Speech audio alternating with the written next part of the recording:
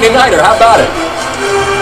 Just another Monday Nighter, Scott. Thank you. Capped off by Dan Bailey's 54-yard field goal in the final few seconds.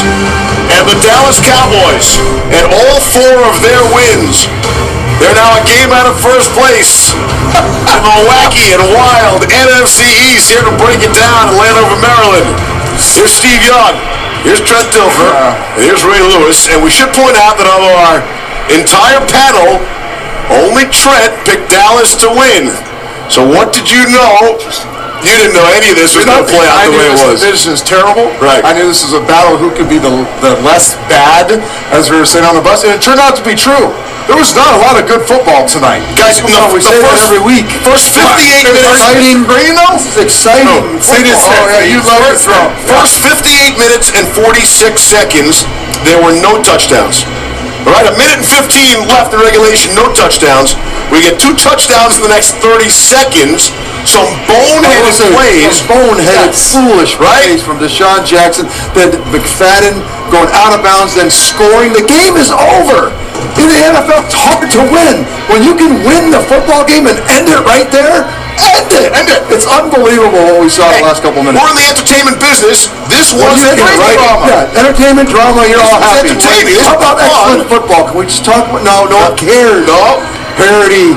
Good fights at the end. Great score. That's what we're 3-way tie atop the NFC East, and the Cowboys, Ray, are 1 game back with 4 to play. Look, you got to take your head off to the Cowboys, right? The ups and downs, the way they played all night.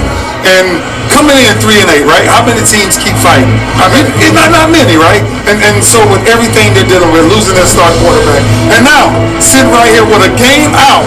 What's funny is it's the first time we've seen from the Cowboys all year long the resilience they needed to have all year without Tony Romo. Yeah. That's the battle of the fight. That's the story of tonight. Is the Dallas Cowboys showed something they hadn't shown all year. Showed up especially early on defense. Absolutely. That was the one. The first play. Yes. It all said it. We're on the field. Said, wow, there's energy. There's some big time hitting right away. Big time blitzing. Rod Merrill, defense coordinator, blitzes less than any coordinator in this league, heating it up early. Blitz after blitz after blitz. I mean, it was safeties. It was backers, double A's. It was bluff blitzing to get ends free. It was dialing up everyone in the playbook. Impressed with Dallas' D early on. It took a long time for the Washington Redskins offense to get going. It took a very long time. Reason why, they drew up a lot of blitzes for him early, and it shook them. They couldn't run the ball, they couldn't throw the ball. It's funny. Nothing was going on. It's like the Cowboys had nothing to lose, which they didn't. Yeah. And the Redskins, ironically, had everything to lose. And so they played that way, played it tight enough, they allowed the Cowboys to hang close, and then ended up winning the football game. Let's get to the critical time at the end of the game. And we're standing right by Deshaun Jackson. Yeah. He wants the whole world to see him, right? He's like, come to me, bring it to me, right? And he almost runs into his own end zone. You know what the problem is? ESPN is the problem. Everybody wants to be on ESPN. The world. I mean, here it is. I mean, you can't tell me you're going to run back to your end zone. Literally almost back for a safety. Trying to make a play, Steve. He's trying to make a tackle. He's at the 1. And then I'm going to fumble and lose the football game. Should have lost the football. Guys, here's the kicker. Excuse my choice of words. The punter, Chris Jones, actually recovered that for Dallas. I don't know how that's not down, by the way. I mean, there was some discussion about how. If I get into that right now, my head will explode. Brown caused the fumble. Look, it is what it is. The play didn't get called. Right? We're not going to. I think it's a makeup call from the NFC Championship game. That's what I told Ray. It's a makeup call for the. That's what Blandino. That's what Blandino says over the headline. We got to make up for the championship game here. Dez's catch. So. What are the Cowboys feeling right now, guys? Are they feeling good about themselves? Oh, they feel great.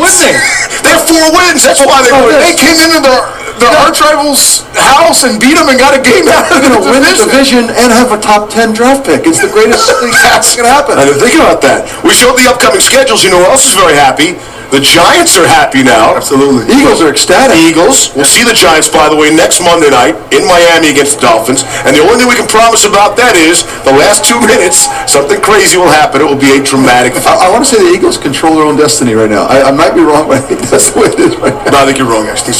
Yeah, you're really wrong. The Redskins still. Don't get into my lanes. Okay? In your head, John Kramer says the Redskins still control, but it is a 3-way tie. You know, down like the 25th tiebreaker is like you flip a coin at the end when they run out of tiebreakers. Yeah. It's hard. It's hard not to be cynical right now when you sit there and you just watch that. But when you step back and you're a fan base of the Cowboys, you're the fan base of the NFC East, you're still trying to get in. You're all saying we have get us into the tournament. We got a chance. Yeah. I think what you saw tonight from the Dallas Cowboys is a defense that has rose to the occasion. A wide receiver, an alpha wide receiver in Des Bryant that is healthy and had the juice back tonight and showed it.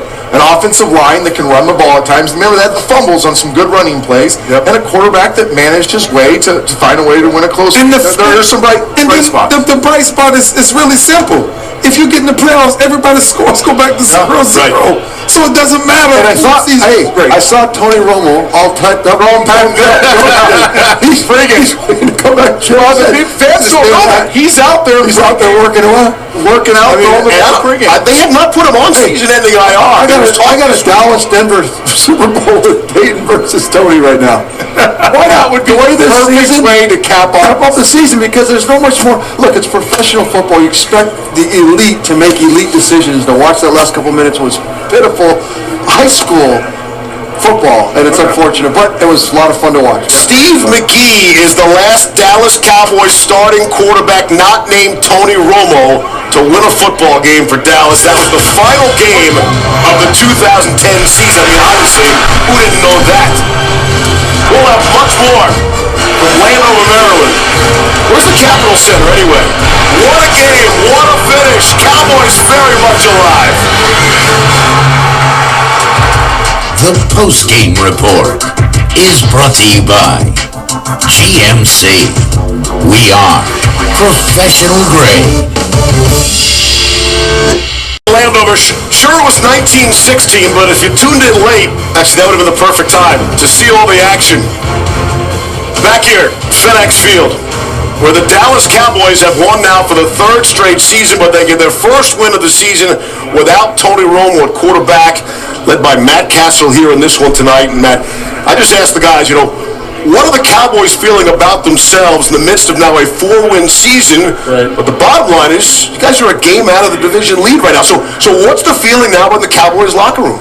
You know what? We're excited. Obviously, this is a huge win for us. We picked up a game and a half in the division, and anytime that we've had the season and the ups and downs that we've had, and to come out here and get a win, and you're still in the race at this point in the season with only 4 wins, I think we all feel good, and there's hope in that locker room. There's no doubt about it.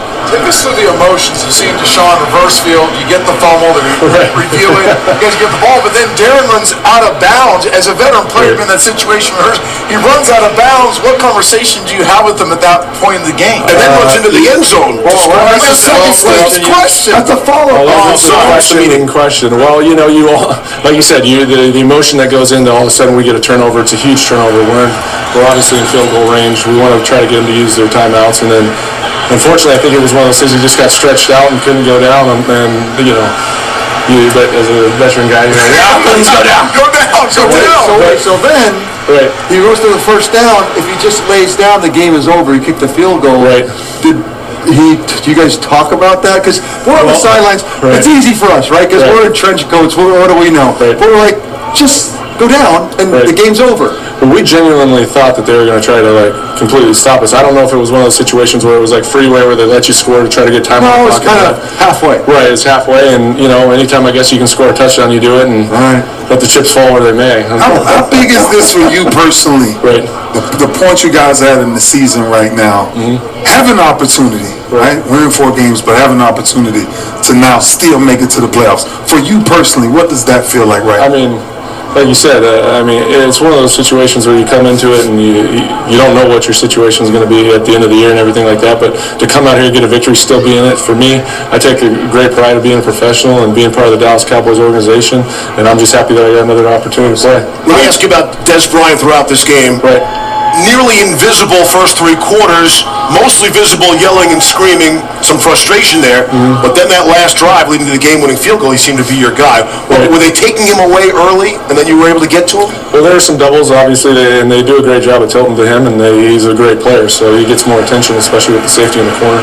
At the same time, I think I could have given him more opportunities at times down the field and stuff like that to go up and make plays. So there's a happy median there where you take risks and chances, but at the same time, at the end of the day, I'm happy to come out here with a win. I think we all are. I give the Cowboys a ton of credit to come out first play. We're sitting on the sidelines just pre-game and watch the first few plays.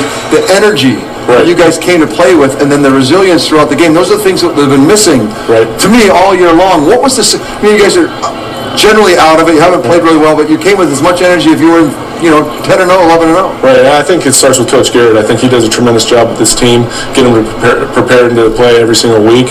And I think that there's a lot of guys in there that are not giving up at all. They're going to come out and they're going to fight, and you see it every week during practice. A lot of people don't get to see that, but this team's not giving up at all. They're going to come out and prepare. It looked like it today. I mean, it was really something. Really good football. What a game, what a finish. Steve McGee is the last starting quarterback for the Dallas Cowboys, not named Tony Romo, to win a football game. That was the last game of 2010. Until tonight. McGee, right? Yeah, I know. Until tonight. Now it's Stevie. Stevie, look at old Stevie. Until tonight. Matt Castle and the Dallas Cowboys, by virtue of a 54-yard field goal, find themselves just one game out of the top spot in the NFC East. Wow.